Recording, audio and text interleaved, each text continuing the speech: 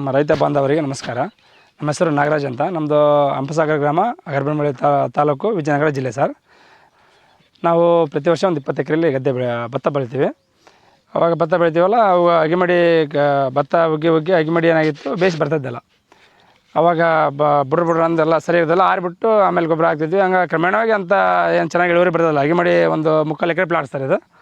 ಅವಾಗ ನಮ್ಮ ಲೋಹಿತ್ ಅವ್ರು ಬಂದು, ಏನು ಅಗಿಮಡಿ ಹಿಂಗೆ ಆಗಿಬಿಡುತ್ತಲ್ಲಪ್ಪ ಅಂದ್ಕೆ, ಇಲ್ಲ ವರ್ಷ ಹಾಕಿ ಹಿಂಗಾಗಿದೆ ಅಂತ ಹೇಳಿದ್ವಿ. ಅವಾಗ ಹೊಂಡಾ ಪ್ಲಸ್ ಡೆಮೋ ಕೊಡ್ತೀವಿ, ಒಂದು ಸಲ ಉಪಯೋಗಿಸಿ ನೋಡಿ ಅಂತ ಹೇಳಿದರು.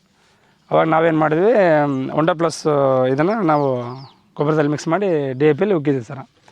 ಅವಾಗ ಉಗ್ಗಿ ಇವತ್ತಿಗೆ 24ನೇ ತಾರೀಕು ಉಗ್ಗಿದ್ವಿ. ಇವತ್ತಿಗೆ ಒಂದು 10 ದಿವಸ ಆಯ್ತು ಸರ್. ಹಾಗಾಗಿ ಈಗ ಆವಾಗ ವರ್ಷ ಪ್ರತ್ಯೇಕವಾಗಿ ಹಚ್ತೀವಲ್ಲ, ಆ ಮಡಿಗೂ ಈ ಮಡಿಗೂ ಈಕ್ವಲಾಗಿ ಚೆನ್ನಾಗಿ ಬಂದಿದೆ ಸರ್ ರಿಸಲ್ಟಿಗೆ.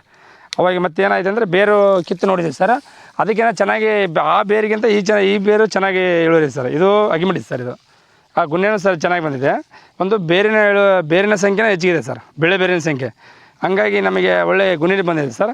ಇದು ಬೇರಿನ ಸಂಖ್ಯೆ ಐತಿ ಸರ್, ಆದರೆ ಇದರಷ್ಟಿಲ್ಲ. ಇದು ಹಾಕಿರೋದ್ರಿಂದ, ಹೊಂಡಾ ಪ್ಲಸ್ ಹಾಕಿರೋದ್ರಿಂದ ನಮಗೆ ಬೇರಿನ ಸಂಖ್ಯೆ ಯಥೇಚ್ಛವಾಗಿ ಬಂದಿದೆ ಸರ್. ಹಿಂಗೆ ಯಥೇಚ್ಛವಾಗಿ ಬಂದರೆ ಇಳುವರಿನೂ ಜಾಸ್ತಿ ಬರುತ್ತೆ ಸರ್. ಇದು ಹೊಂಡಾ ಪ್ಲಸ್ ಯೂಸ್ ಮಾಡೋದ್ರಿಂದ ಬೇರಿನ ಸಂಖ್ಯೆ ಹೆಚ್ಚಿಗೆ ಬರೋದಲ್ದ, ನಮಗೆ ಗುಣಿನೂ ಜಾಸ್ತಿ ಬಂದಿದೆ ಸರ್.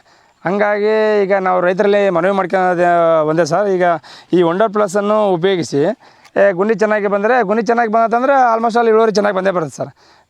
ಈಗ ಅದಕ್ಕೆ ರೈತರಲ್ಲಿ ಮನವಿ ಮಾಡ್ಕೊತೀನಿ, ಇದನ್ನು ಹೊಂಡಾ ಪ್ಲಸ್ ಉಪಯೋಗಿಸಿ ಚೆನ್ನಾಗಿ ಇಳುವರಿ ತೆಗೀರಿ ಅಂತ.